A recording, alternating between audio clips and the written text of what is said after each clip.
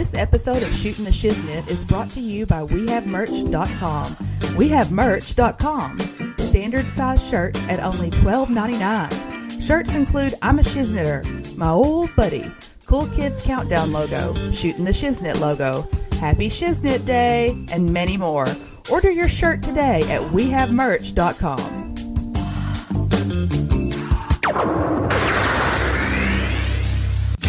80s Tees is the leading online retailer of officially licensed t-shirts, specializing in retro movie, music, TV show, video games, comic book, and cartoon t-shirts. 80s Tees has you covered. They have everything from G.I. Joe, Seinfeld, and Back to the Future, as well as 152 different classic wrestling shirts. Plus, free shipping on all orders over $50. Visit them now at our link, tinyurl.com/STS80stees. That's tinyurl.com/STS80stees. Visiting them at our link will cost you nothing extra, but it will help support this podcast. Now, back to the show.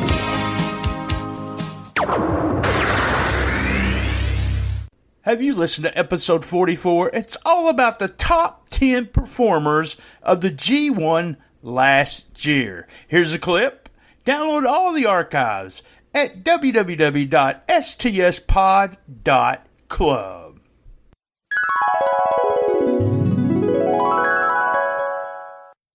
Performers in the G1. So a couple notes on my end before we get to our top 10 is I had 2 5-star matches. I don't go for that 6-star match, 7-star match stuff. So my 2 5-star matches were the Okada Omega match. Obviously, it was actually the last 2 matches. So Okada Omega was 5, and Omega Naito was definitely a 5 as well. The other thing I found really interesting was our variances. The 2 biggest variances on our part was me having Ishii at number 2, and Brian had Ishii at number 7, which I think he's absolutely out of his mind on that one. And I had Goto at number 7, and you had him off the chart altogether. And then on the flip side, you had Elgin at number 4, and I had him at 9. And you had Juice at number 10, and I had him at number 17. So I think we know you got a thing for Juice. I do have a thing for Juice, but I just thought, I mean, we'll talk about this after the countdown. He was one of those guys that needed a pat on the ass. I mean, a pat on the back. He did a really good job, fantastic job. He seems to be connecting with the fans. I mean, not only the squealing girls, they were really behind it. Juice! Kenny! So the other thing I noted was that the B block had the handicap of those Yano matches. So you had guys in the B block that had just, were going to be taking rough scores because they had the handicap of having Yano in that bracket. Nobody in the A block was nearly as bad as some of those Yano matches. So 5, 4, 3, 2, 1, 0. Let's start the party.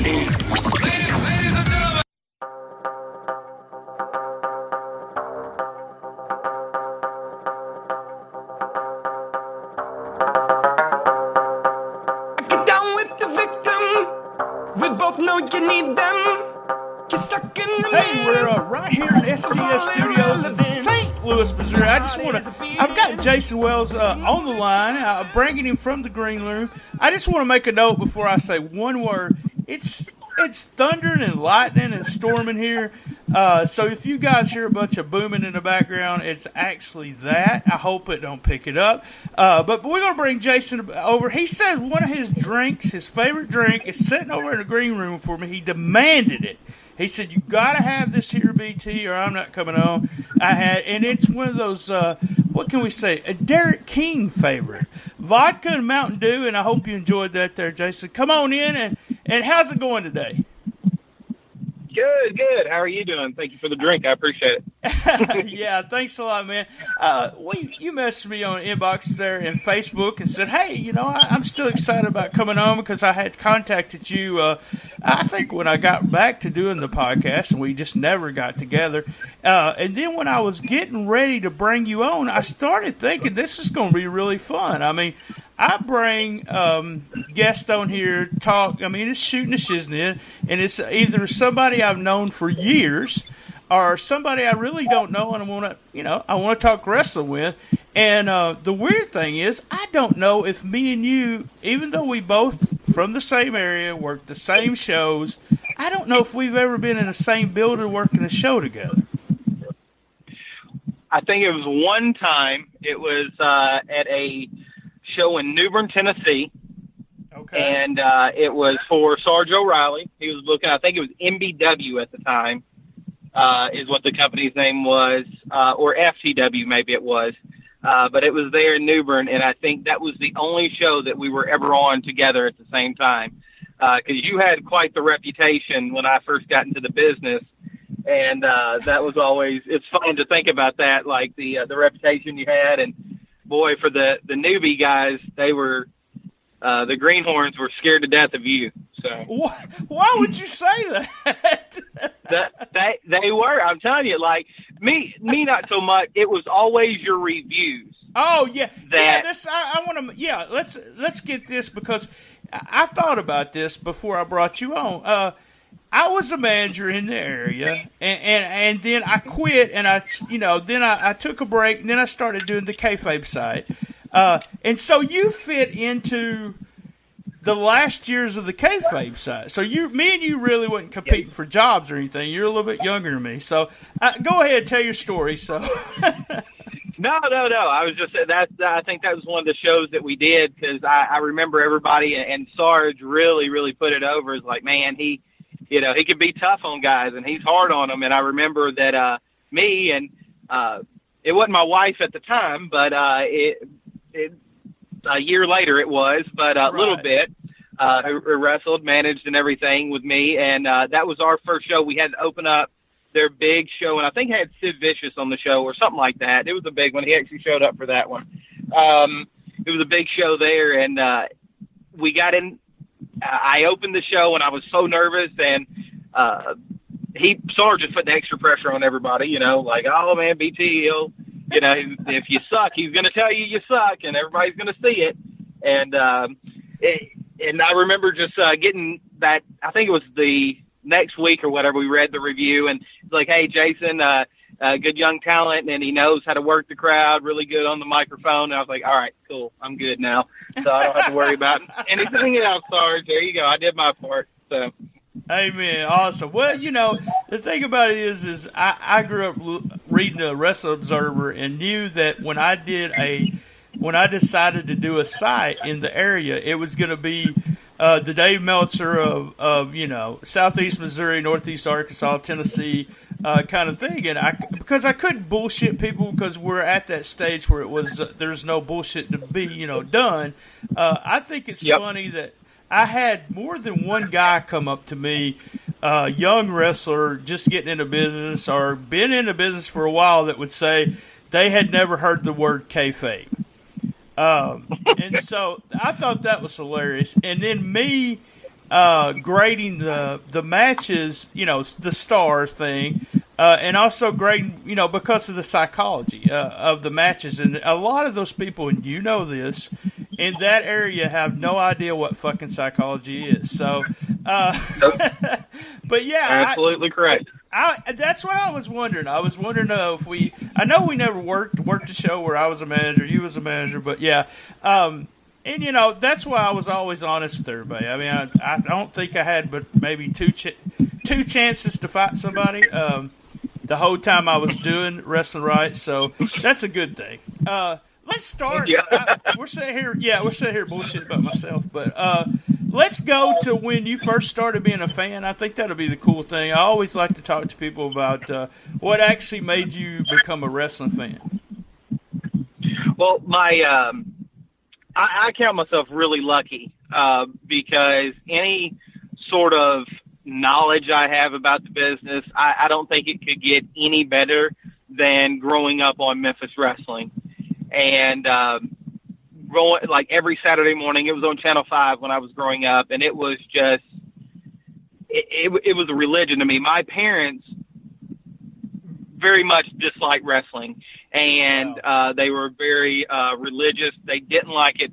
I had to sneak around. My grandmother lived next door to me, and I would sneak over to her house like 11 a.m. on Saturday morning, and I was watching Saved by the Bell, and then, wrestling just accidentally come on, So I knew that every Saturday morning I'd get to watch it, and I would just sit there, and I was just so into it. And just some of the guys, I tell everybody, Memphis Wrestling,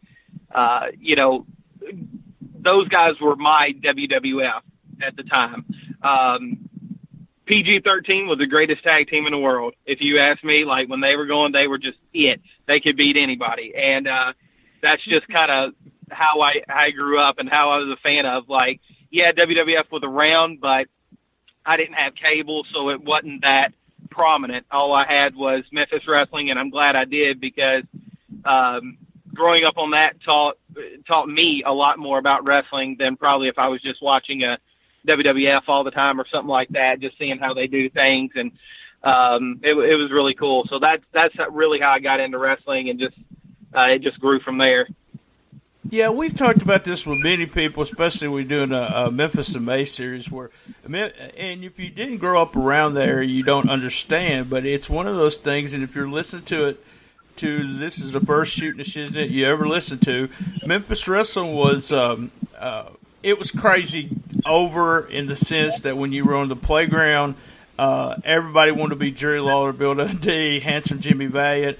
It wasn't like those were our heroes, it's so funny you talked about Saved by the Bell. I just thought about that because it would come on, and I would get like 7 minutes of it and then watch that. And we had, if you didn't have cable, you had that one channel or 3 channels on an antenna, and Memphis Wrestling was it. And the weird thing is, you talk about you didn't have a chance to watch WWE, and Memphis Wrestling gets shit on by some of the guys that worked New York or worked NWA because the work rate was so much better. But if you go back and watch the old Memphis shows compared to, say, even Mid-South, we'll review one next month. Well, this past month we did Mid-South, and then a WWE. The psychology and the work rate and all that was the shit. I mean, it really was. Memphis taught you a lot of things and how to get over. And if you was a fan and want to be in the business, it was teach you how to do interviews and get your character over. Yeah, I mean, for me, like WWF and at the time, and WCW, there wasn't much fan, like people making someone mad, trying to get heat. And really, in Memphis, that's what they did. And some of the stuff, there's certain memories of things happening. The Smoky Mountain Wrestling and USWA feud. Some of that stuff just sticks in my mind, and I always think about it. And being a booker now and a promoter, it's great to have that background to think of stuff that no one knows around here thinks of, and then you bring it out or do something that you've seen a long time ago or had the idea from or something like that. It comes unique, but to me it's just second nature. It's just something I grew up with. And yeah, like I said, all those guys were just they were Hulk Hogan and Ultimate Warrior to me, and Macho Man. Those were Lawler, Brian Christopher, all those guys, Jeff Jarrett, the guys that we grew up watching. That was my age range, and like I said, PG-13 was probably my favorite group ever. JC and Wolfie were just they were the best. Awesome tag team, really underrated. I mean, they did go to WWE, so that shows you what kind of good hands. Both of them excellent wrestlers, and they're just in trouble all the time. One of the most underrated feuds to me in Memphis history is PG-13 against Tommy Rich and Doug Gilbert. That drew some crowds when the crowds were really down and people wasn't really coming to Memphis. And then when they did that angle and did everything, there was a lot of people coming to see that feud. Okay, so you're starting now. What kind of age are we talking about when you started actually watching Memphis wrestling? I mean, I probably was really getting into it around like 8 years old, 8 to 10. Those were the range that I was, getting over there and sneaking and watching some morning wrestling. And then I would also, it was Sunday night, and it was on Fox 13. It was probably 1 a.m. or midnight. It would be WWE or it was WWF at the time, Challenge, was hosted by Doc Hendricks, Michael Hayes, and I used to watch that too. But yeah, those were my weekends. Was that right there? And yeah, it was around 8 to 10 was the range that I really started getting into it and understanding what was going on, or trying to understand what was going on. Yeah, I mean that's one of those questions I really like to ask, because I think the first time I went to the matches, I knew there was something going on. There was and I want to talk about your first time you went live, but from the point I knew something was going on, and you didn't really have to tell me what was going on. I don't really care. I was still going to have a fun time. And, my dad and his friends would always say, why do you watch that fake shit? So you always had that fake shit coming out. But I had been there live, so I knew the fix was in, put it that way, but I didn't know how it worked. When did you start going to live events? And, where did you go? Did you go to the local spot shows or what? Well, I remember that I never got to go. Like my grandfather was all for me going and wanted me to go, but my parents wasn't going to happen with them. So I was 16 years old when I first got to go to my first ever wrestling show, and it was my birthday. And people I worked with, we ended up going, and it was actually on Bill Street, and it was it wasn't KAW wrestling, but it was right after they changed over. Maybe it was the MCW, but I remember it had Ron Killings was there, R-Truth. It was when he was in developmental, and he was working with Lord Steven Regal, and Jim the Anvil Neidhart was there. And I've seen all these guys. I was like, oh, this is awesome. I got to meet I got to meet R-Truth that night and Jerry Lawler and stuff like that out in back of the New Daisy. It was the first ever show I got to go to, and then after that it was on. I was going to WWE shows at the Pyramid, and I did go to a few Memphis Wrestling with the Redbirds, and probably one of my worst stories of all time is I was young. I was going down there, and I remember WWE brought in Mark Henry, who was a rookie at the time, and he was getting that big push. I think he was working Lawler, and he was getting a big push, and I think Nicole Bass was there, and they were right there. Yeah, I know exactly that roster there, because I was watching them in Jonesboro. That roster right there. Yeah, so they were there at the Redbirds game, and I was going down there, and I had my book, and I was going to get some autographs, and Mark Henry was on WWE TV at the time, so that's who I wanted. I wanted that autograph. Say, hey, I met that guy. So I was in line, and this young guy came up to me, and he was going around signing autographs and everything, and he was like, hey, you want me to sign that for you? I was like, hey, I appreciate it, man, but I'm waiting on Mark to come out. And he said, oh, no problem. Yeah, thanks for coming. Well, fast forward about 10 years, that turned out to be Kurt Angle. So probably not the best decision I've ever made, as turning down an autograph from a guy. So I had gotta love that one. Yeah. Kurt Angle. Weird thing is that in MCW, I picked the Stasiak, Sean Stasiak, over Kurt Angle. So that was one of my biggest fuck ups in the world, saying that Sean Stasiak was going to be the star. And then I met Nicole Bass, Mark Henry, that whole roster. Mark Henry was super, super nice. And Nicole Bass was like the sweetest person ever. She was like, how did you like the show and everything. I mean, maybe she thought I was hot. I don't know, or he thought I was hot. I mean, what the hell, I could have said I slept with Nicole Bass. I don't know how good of a I don't know how good of a bragging rights that would be. That's absolutely, all right, man, go ahead. We're going to take a quick commercial. No. And we'll be right back. Guys, the thunder's all around me. I hope we don't get disconnected. Quick commercial break, and we'll be right back with Jason Wells. This episode of Shootin The Shiznit is brought to you by WeHaveMerch.com. WeHaveMerch.com. Standard size shirts at only $12.99. Shirts include I'm a Shizniter, my old buddy, Cool Kids Countdown logo, Shootin The Shiznit logo, Happy Shiznit Day, and many more. Order your shirt today at WeHaveMerch.com.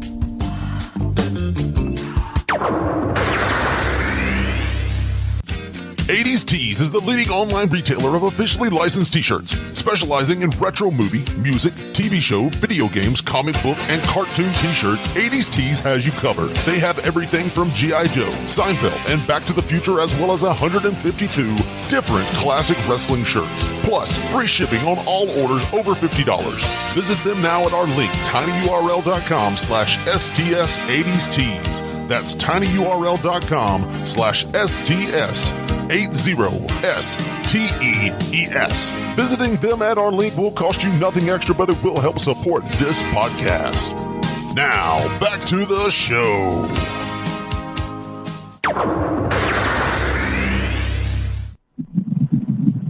All right, we got Jason Wells in the studio. We're back with him. Hey, Jason, let's start real quick. How'd you get in the business, and then we'll go forward to what you're doing now.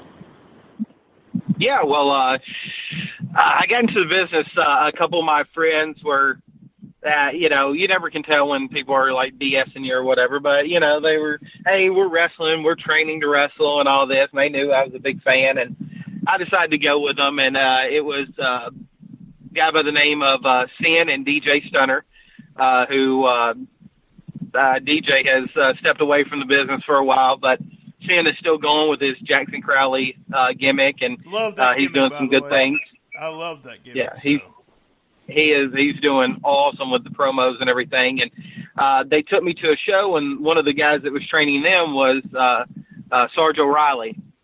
And Sarge, I couldn't. He had a. Sarge pretty well, so you know how Sarge is. Yeah, I've known Sarge, God, I don't know. I want to say since late 80s, early 90s there. Always was part of Crowsville, Missouri. We used to run shows, outlaw shows, and Sarge was always a big deal there. And then Blytheville, Arkansas would have an outlaw show somewhere. And Sarge was, he was Rambo instead of Rambo. He was Rambo. And always just bumping his ass off. I mean, I was like, man, this, and then he would go into Memphis to do the jobs. But always just so good. But yeah, very familiar with Sarge. I've tried to get him on here, and he never did answer me. So fuck you, Sarge, if you're watching, listening. No, but yeah, it's probably an hour after his bedtime already now. So the Sarge, they brought me in there, and we were kind of talking, and a guy named Billy Russ, who was running a company called XOW at the time. We were all friendly, and he brought me in to be a photographer.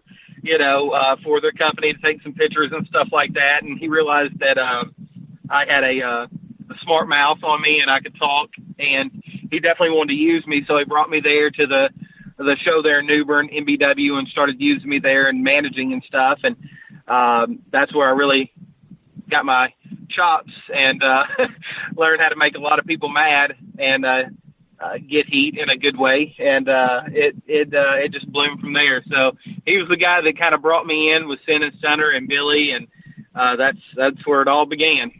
Where did you, or what made you decide to go with Jason the Brain? Well, this was all it was all Sarge's idea. He chose the name. He, asked some questions about who, I liked, and I forever and always, Bobby Heenan is it for me. When it comes to managing, he was a guy that was incredible. And, at the time I didn't think nothing about it. And really, if I could go back, I wouldn't try to, I don't like people when they try to copy other guys' names or anything like that. But Sarge was like, we'll just call you Jason the Brain. And I was like, okay, and it just kind of stuck, and we went with it. And it just kind of caught on, and I now, since I think about it, like I said, I probably wouldn't have gone with that, but Bobby was, when I wanted to manage and get out there and do stuff, I just loved his sense of humor, the way he talked to people, the way he got his heat. He didn't have to, cuss somebody out, or just his smart mouth would irritate people. It was more the irritating that got him so over. But he was physical too, where he could bump. You could drag him in the ring and do stuff. And I was just like, man, he's an all around guy for me. So that's really where it came up with. And Sarge, he jumped on it, and he was like, "That's what we're going to call you." And, okay, I was a young kid, and he could have called me Ralph. I didn't care, so as long as I got out there and got to talk. So I always wondered that, because that was I never probably said anything but one of those criticisms was, because you're calling and not, you either ask somebody, when they're being a manager, which is still popular in this area, you can be a manager. It's either, you Jim Cornette, Bobby the Brain, even Jimmy Hart. There's some stuff that I got from Jimmy Hart. The idea that Jimmy always was interactive outside the ring, and was like he was, when someone would get punched, it was like he was getting punched too. I took that from him. I really studied the way he interacted outside the ring. And Jim Cornette, I always try to get, I learned interviewing when I was managing. I learned that you had to, by listening to him, how he would put over his opponent instead of coming out there saying, these guys suck. Jimmy would say something about the Rock and Roll might be the best tag team except for the, Midnight Express, blah, blah, blah. But you always, that's what I stole from him. But when you're being a manager, you got to steal from the best. So there's nothing, that was the only thing. I was wondering, why did he steal, the Brain instead of, but we'll blame that on Sarge. So you go. Absolutely. You've been booking. We both book. We both manage. But now you're really involved in, I think, one of the successful promotions in this area. I hear about it a lot from various guys, and you guys have really brought in a lot of people. It's called CCW, which is kind of funny since when I run my promotion, it was called CCW. So, what brought you guys together to do CCW? Well, I was running and booking shows like once a year. I would book a show called the Ashley McClure Memorial. It was a St. Jude benefit. And I really enjoyed booking those shows. And we brought some incredible talent in for those shows. Doug Gilbert came in and worked Bill Dundee. We've had X-Pac come in, Invader, James Storm, whole bunch of people come in and work those shows for us. And I really enjoyed the booking aspect, and it was if I can explain, it's a weird feeling or different feeling. It was a good one, that to think of something and think of a spot or a finish, and you're imagining the crowd's reaction, and when you sit there and you're watching it, and then they react exactly how you thought that they would, and sometimes even better. It was a better rush for me than actually being out there in the ring doing it.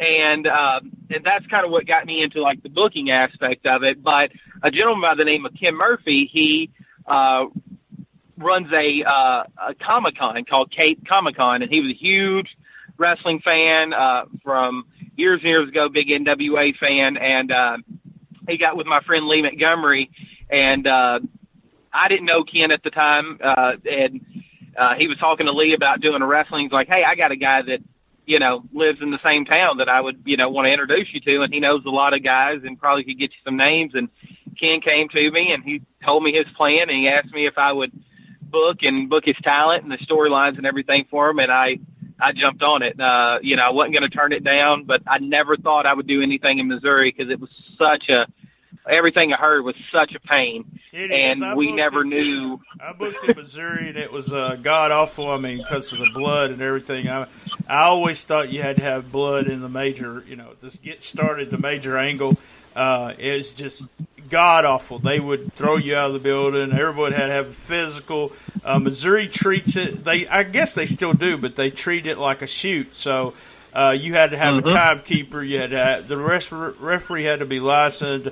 You had to pay a certain amount. You paid taxes. It was just horseshit. It really was. Yeah, it's still the same. Yeah, it's very blood. You got to have blood work every 6 months, physicals. There's a lot of rules. You got to have a timekeeper license. Your ring announcer has to be licensed. Everything. There's win-loss records for all the wrestlers. It's pretty, they do treat it. They treat it as real as anything else, like combat sports or anything like that. So in a way, it's such a pain, and I never thought I would get to do it, but it's way different than Tennessee, where you have 50 shows in a 10-mile radius. Right. That's the advantage. You can't do. Yeah, exactly. There are shows in St. Louis and Kansas City, and I think a couple other spots there. But where we are, from St. Louis down, we're it in Missouri, and we never really known, like Brandon Bob Wire, who's been a real good friend for years and years. He told me, he's like, man, I've been around here a long time. I don't know if there are really wrestling fans around Cape Girardeau. There were shows here, but they never succeeded. And I'm kind of stubborn, so I took that as more of a challenge, and that's where CCW started. And boy, some of the talent that we were lucky enough to get, NXT wrestlers right now and WWE stars, when they were out of it, it's just we're quite lucky on how everything worked out, and we've grown an incredible fan base. We have 200 to 300 people every show that we run, and if we have a big name, it can go to. We had almost 650 people at our Super Show with Tommy Dreamer in April, so it was definitely some good turnout.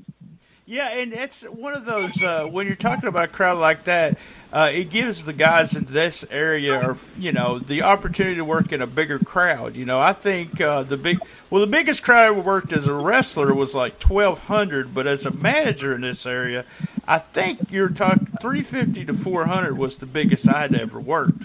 But it gives them a different opportunity.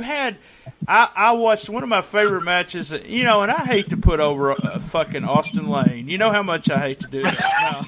No. Yep. Hey, Jason, let me ask you something. Do you know who Austin Lane's favorite wrestler is?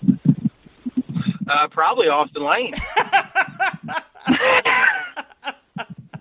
Austin, we both love you, but we know how you are. I've known Austin forever. Austin has he's actually seen me wrestle twice, believe it or not. Not many people have done that and survived. So, Austin had an excellent match with Ricochet. I was able to watch that on YouTube. I'll try to put a link up on Twitter on that. Austin's probably one of the most underrated overall in this area. Not because we all know he's really good, and he does too. But never got out of the area and has worked a lot of people. But that match with Ricochet was just spot on. I told him that, and I tell people this, there's so much I can do when it comes to psychology. I can tell you how to come in and out of heat, do spots, but when you get to all that stuff, I'm lost. I don't know why you're putting it there. I don't know when you're going to do it. It's, why did you do it there instead of there? I understand you're getting your heat, but Jesus, those guys had a really good match. And I've heard, that Austin's, I don't even remember the guy's name, but he's had some really good matches with another, a young guy there. And you probably can tell me who I'm talking about. And they've been putting over the matches he's had with him. But every time I see one of your shows, and I'm in St. Louis now, I don't know why I don't get my ass down there to see it, because it always has somebody that I've never met, but, is a big star, and I want to watch. I really wanted to see the Ricochet match, and then had to work that night. But, okay, before we're closing in on the time, and we probably could talk forever, but I want you to put over, this comes out tomorrow. So it's the 26th. So we're going to talk about something that's coming up this weekend. And if you're listening to this in the far future, decided to you can speed up this because we're going to be talking about a current event. Everything else we talked about, hell, you can enjoy it anytime throughout the year. So go ahead and tell us about what's going on this weekend. Well, we got our big show. It's our second CCW Inferno show, June 30th at the AC Brazzi Arena in Cape Girardeau. That's the arena that's got a lot of history. That's the ones that the Poffos ran when they would come through. So that was the Macho Man family's arena. So we have a lot of history there, and it's going to be a great show. The CCW championship will be defended that night. Austin Lane is our champion. He'll be taking on Marco Stunt, who is probably who you were talking about. Austin's been having great matches with. That's the name, yeah. Marco is so young, and he's got every Billy Gunn has came into CCW and EC3 and those guys, and they have taken to Marco, and they love him. He's small, but he can do anything in that ring, and super talented guy, and has such a bright future in this business. So they'll be wrestling each other, and it's actually going to be a triple threat because Jackson Crowley, coming off, he just broke his leg in October at one of our shows and rehabbed and came back in April and had a 25-minute epic match with a wrestler named Ace Hawkins. And I think Jackson or Sin or whoever you want to call him at the time is probably at his peak of getting to that level where he's made it to that Austin Lane talent level. He's that much of a good worker right now, better than he's ever been in the ring. I did. When I seen his new gimmick, I actually contacted him and said, "I've got some kind of idea about promoting something in a couple of years when I get back to Jonesboro." And I said, "If you're still working and you're still doing that gimmick, you're on my show." So he was like, "What?" I go, "Yeah. I got to have. I love the gimmick and great to. He's always been a solid worker, but after 5 or 6 years, you start learning so much more. But good deal. A good kid too. So yeah, he's absolutely a great guy, and we're going to have 6 more great matches. Women's, we have a women's match with I think she's a reigning Missouri wrestling Woman of the Year, and Miss Monica. And Carmen, who is the Roman Dynasty, and we have great talent from Kansas City and St. Louis and Memphis, all merged together on that show. So it's going to be really, really good. And then we have our anniversary, July 28th, which we'll be making an announcement about, and it's going to be historic. It'll be the first time that this has ever happened in Missouri in about 27 years. So we're going to make that announcement really soon, and that's going to be July 28th. And Flip Gordon's actually coming in for that show also. So we got a lot of stuff in the near future that's going to be pretty awesome. What I want you to do is, real quick, tell us the ticket prices. Then I want you to give us all the information, website, whatever, Twitter, your Twitter, their Twitter, so that people can actually contact and watch the matches not only this month, but the months ahead of us. Well, one of the things that I really pride the company in is our prices for tickets are so affordable because I want families to be able to come to the show. Front row for this show is only $13, $12 for second, $11 for general admission, all on the floor. You can get third row tickets for $11. And then we have bleacher seating also, and that's only $5. You can go to capewrestling.com and buy tickets. You can go to Cape Championship Wrestling on Facebook and follow us. We do a live show every Wednesday with build-ups, and we have our announce team that really puts over the matches and lets everybody know, what's going on. And, of course, Instagram and Twitter, we're at Cape Wrestling 573 there, and you can follow all the action, what's coming up, upcoming events. And like I said, those ticket prices, I see a lot of other shows that are sometimes double that for front row. So from the talent that we have, $13 is, I think, a pretty good deal. What time does the show start this Saturday night? 7 p.m. We always start shows at 7 p.m. and we try to get done at 10. So we have a lot of great action, 6 to 8 matches every show, and those guys are out there giving 110% when they step in that ring, and our crowd is they're awesome. One of the best crowds I've ever been in front of, just start to finish. They're into the matches. They're cheering a lot. They're big. I didn't know what to expect. Because Tennessee, we all know how the fans are in Tennessee. They're a certain way. They like a certain action. This one's a more Ring of Honor type crowd, indie type of crowd, so it's a really fun environment.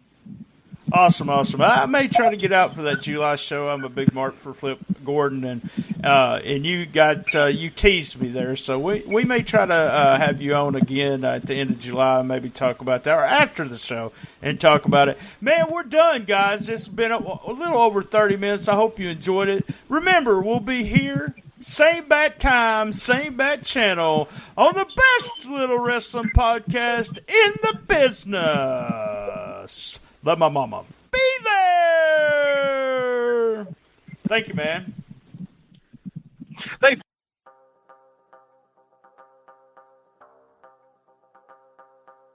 Hey, that was another great episode of Shootin' The Shiznit. Hey, join us 2 times a week. That's right, we publish 2 times a week. The episodes drop. Special thank you to Sean Garmer at Rasslin to Max website. That's www.w2mnet.com. Bob McGee at Pro Wrestling's Between the Sheets. www.pwbts.com. Locals to Legends.com over there. Gene Jackson. And WrestlingNewsCenter.com. Thank you, guys. You can reach me at PayPal if you want to make a donation to the show. And that's Brian_Tramel, Tramel, at yahoo.com. You can also follow me at Comic Book Mark BT, at BT Shootin' The Shiznit there on Instagram. The Comic Book Mark BT is at Twitter. STSpod.club has all the archives. We have 2 Facebook groups. It's the Shootin' The Shiznit Facebook group. Just do a search. And we also have the Cool Kids Wrestling and MMA Talk Facebook group. Guys, we talk shit there. If we don't like you, we'll kick you out, okay? We are found on iTunes, Stitchers, Player FM, Pod Paradise, Spreaker, and all other fine podcast platforms. As always, we want to do a big shout out to our podcast brothers before we end the show here. Suplex City Limits, Creative Control, Who's Right Podcast, which is not a wrestling podcast, P3 Radio with my buddy Max there. Red Savine episode is hilarious, guys. And a new one on the podcast row, that is Po Boys Podcast. Do a search of that at iTunes. Another non-wrestling podcast. And we want to put over, hey, we don't have a Patreon side, but a big shout out to Keeping It 100. JoJo and the whole cast of characters over there helps out with Shootin' The Shiznit. So if you want to donate to a Patreon side, give it $1, and that's patreon.com/Conan. Thank you again, and we'll see you next week on Shootin' The Shiznit.